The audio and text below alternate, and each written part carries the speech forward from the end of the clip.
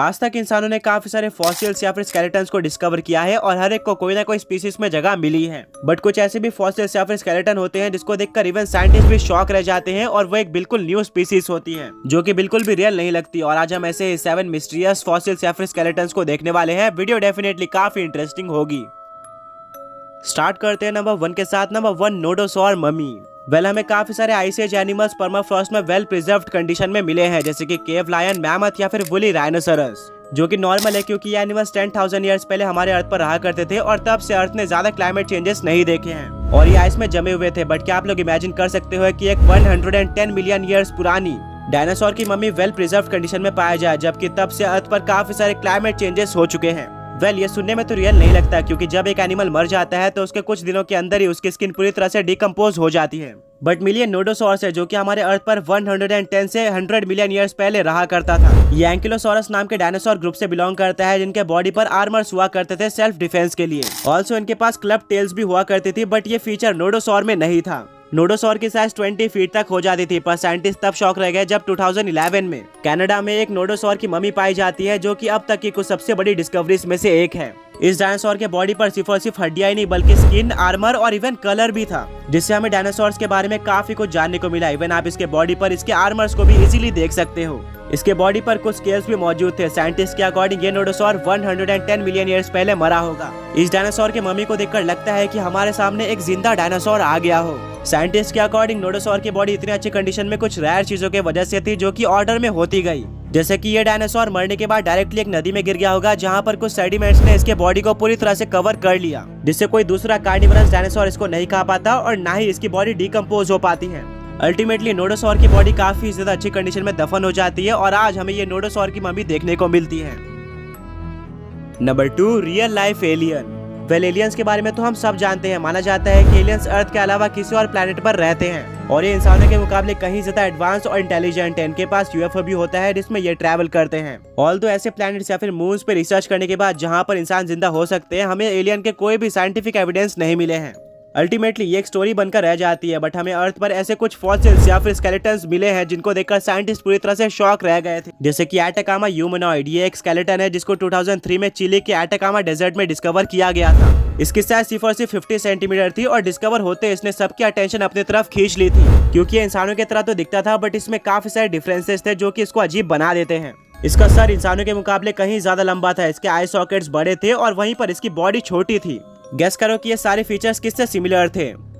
Right, ये बिल्कुल वैसे दिखता था जिस तरह से हम एलियंस को इमेजिन करते आए हैं। इवन इसको शुरुआत में एलियन ही माना जाता है। इसके पीछे काफी सारी थियरी भी बनती है और कुछ लोगों का ये कहना था कि एक इंसान है जिसके जीन्स को मॉडिफाई किया गया है। आगे जाकर इसकी जेनेटिक टेस्टिंग की जाती है और पता चलता है कि ये एक इंसान था जो कि एक रेयर जेनेटिक डिसऑर्डर के चलते इस तरह का हो गया था। इस ह्यूमन के छोटे साइज का रीजन ड्वार्फिज्म था। ये एक डिसऑर्डर है जहाँ पर एक इंसान की हड्डियां नॉर्मल इंसान के मुकाबले छोटी रह जाती हैं। वहीं पर इसके स्कल का स्ट्रक्चर अजीब इसलिए था क्योंकि इसको साइरेनोमेलिया हो सकता है। ओवरऑल ये एक बहुत ही ज्यादा यूनिक ह्यूमन बीइंग था जिसमें काफी सारे जेनेटिक डिसऑर्डर थे, बट हाँ, ये एक एलियन से बहुत ज्यादा क्लोज था। Number 3, real life unicorn. Unicorn एक मिथिकल क्रिएचर है। ये एक हॉर्स है जिसके सर पर एक सिंगल हॉर्न होता है।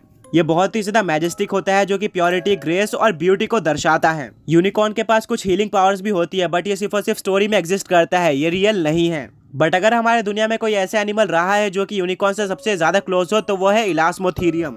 ये एक बड़ा हर्बीवोरस मैमल है जो कि लगभग 40,000 साल पहले यूरोप और एशिया में घुमा करता था। इलास्मोथीरियम को साइबेरियन यूनिकॉर्न के नाम से भी जाना जाता है और ये एक राइनो था जिसके सर पर एक सिंगल हॉर्न हुआ करता था और ये हॉर्न अब तक के सारे एनिमल्स में सबसे बड़ा था। इससे भी ज्यादा अमेजिंग बात यह है कि इलास्मोथीरियम हॉर्स से भी रिलेशन रखता है और इसकी साइज 13 फीट तक हो जाती थी। इसके मैसिव हॉर्न्स 5 फीट तक हो जाते थे। बट हाँ, ये यूनिकॉर्न की तरह एक शांत एनिमल नहीं था, बल्कि ये बहुत ही ज्यादा एग्रेसिव हुआ करता था जो कि उस टाइम के शिकारी यानी कि केव लायन या फिर सेबर टूथ टाइगर का भी सामना किया करता था। अनफॉर्चुनेटली 39,000 ईयर्स पहले इलास्मोथीरियम जैसे मैजेस्टिक एनिमल एक्सटिंक्ट हो जाते हैं क्योंकि इस टाइम पर क्लाइमेट चेंज होना भी स्टार्ट हो जाता है, साथ में इंसानों ने इनका शिकार भी किया था।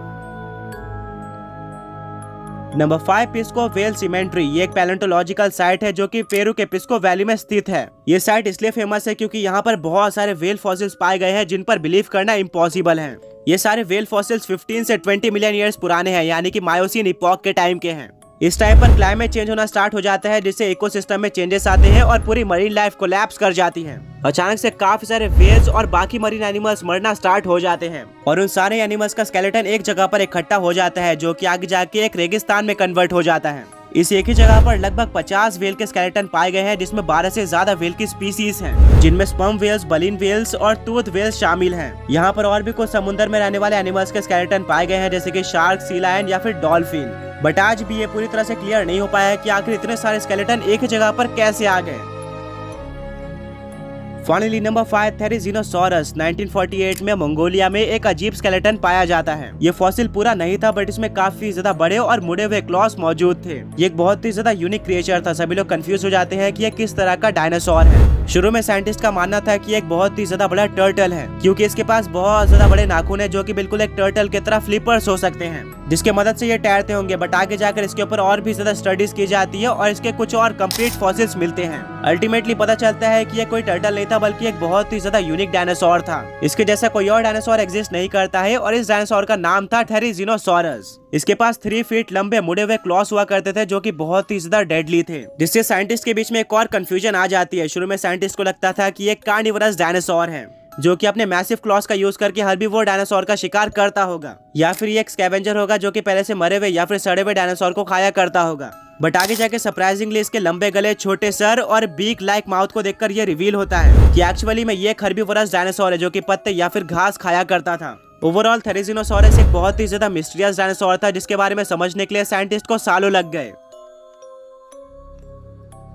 वेल गाइस, आज के इस वीडियो में इतना ही था। आई होप आपको वीडियो पसंद आई होगी। अगर आई है तो वीडियो को लाइक करना मत भूलना एंड ऐसी और भी अमेजिंग वीडियोस को देखने के लिए चैनल को सब्सक्राइब करके बेल नोटिफिकेशन कॉल पे सेट कर देना। मिलूंगा अगले वीडियो में, तब तक के लिए गुड बाय।